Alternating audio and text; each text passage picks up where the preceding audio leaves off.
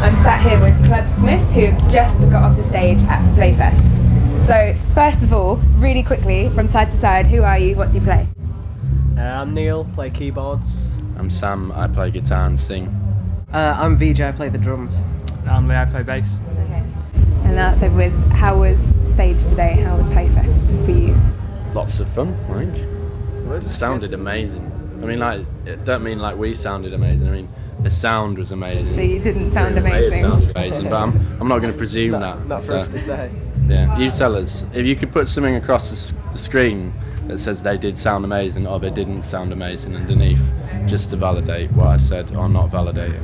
Okay, I'll leave that as a surprise. You can watch that later. So you're from Leeds.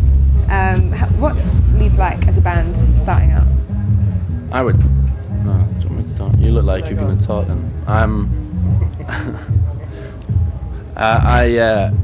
I think it's the best place in the country really at the moment, because there's a very good atmosphere between all the promoters and the venues, and it's very easy to get a gig, but it's also very easy to get better gigs if you're good, and people are very, very good. There's a lot of information sharing and everyone's really helpful to people, and lots of people go to gigs as well, which is really good.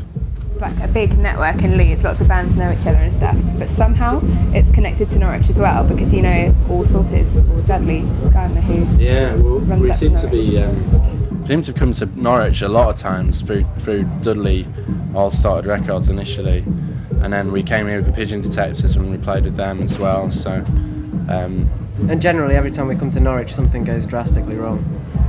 Every single What's time. gone wrong this time, or are you waiting for nothing's gone wrong yet, but we're going to a wedding tonight, so maybe we'll like ruin that or something. Like Sam's going to stop a wedding. something goes wrong with a car, we break a key, or it might be as little as breaking a key, or it might be as extreme as sitting on the side of a road in -5 in a broken down Nissan Micra.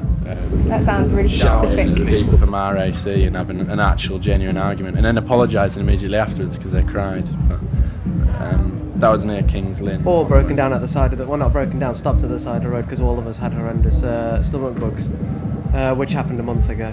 So that was pretty hardcore. Or snow. We sometimes get caught in the snow in Norwich. It only ever snows in... One time we were getting out of Norwich and we stopped to get a fry up.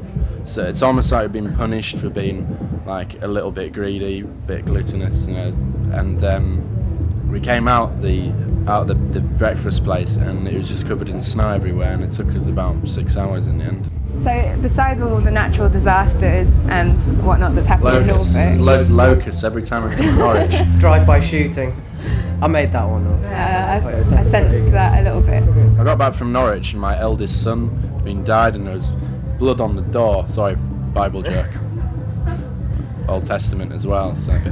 Bible joke. Yeah, This is a perfect time for a Bible. Let's move swiftly on. Yeah, for a Bible joke. Yes, that's it. I'll throw in the Bible joke. Any opportunity.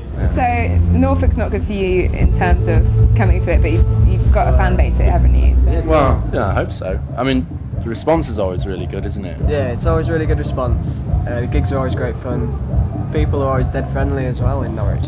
Last time we played here was at the waterfront with Pigeon Detectives, and we were main support, and everyone was just going pretty nuts. Like, it was the best gig of the tour for us. Everyone was jumping up and down. So, well done, Norfolk.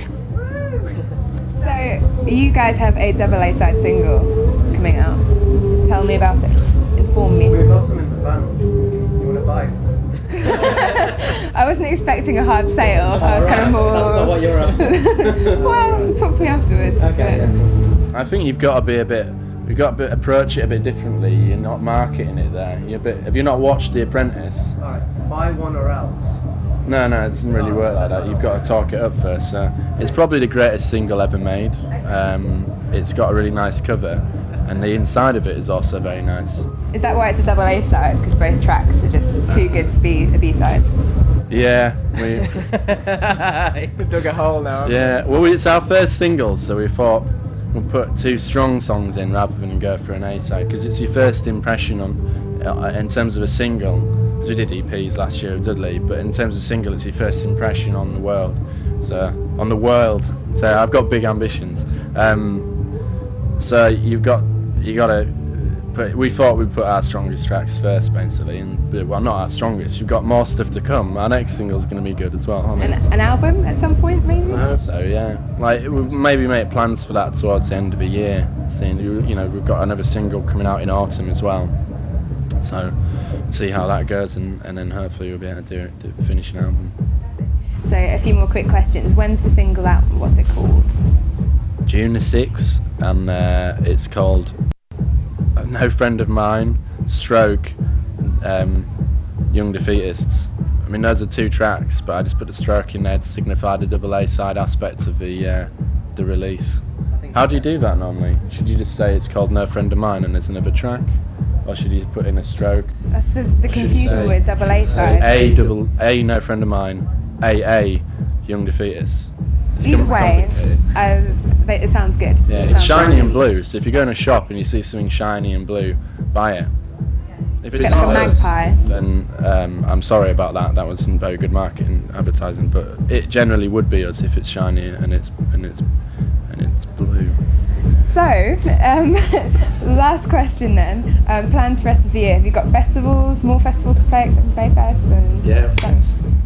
Does anyone else want to talk about the festivals? Yeah, I'll talk about some festivals. We're doing what's it, Goldtrees Festival in York, and we're playing Kendall Calling as well, which we're really looking forward to. And we're doing a festival at a train station as well. Oh yeah, Rock and Rail. Rock and Rail. I like that. Yeah, Where's that? It's in Keighley. There's like a vintage. It's like Jane Howarth. It's like Jane. What's her name? Jane. Emily Bronte. Emily Bronte. Bronte. I look such an heathen now. Such an idiot. A barbarian. That's what I meant to say. It's on these vintage old school steam trains, and there's like acoustic gigs on the train while they're moving from station to station, and at each station there's a stage, and we're on one of those. Pretty exciting. That sounds pretty amazing. So a good year lined up then. Yeah. Well, yeah, I hope so. Yeah, and then second single will be out sort of autumn time, we reckon, don't we? Yeah. Something else to look forward to. Well, it's been an absolute pleasure to talk to you. Enjoy Playfest and enjoy your wedding tonight. Thanks. Your wedding. Not well.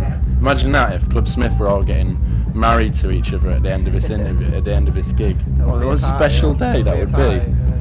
I see my voice actually cracked up there as I was saying it. I kind of got emotional, didn't it? I looked in your eyes and there was a moment, and I just thought, that could happen. One day it should, perhaps. What a great idea. I'm so glad it's been caught on TV as well. Well, I'll leave you guys to plan it, and maybe it can happen next time you play a festival. Okay, yeah. We do it on stage, couldn't we? I think so, it'd work.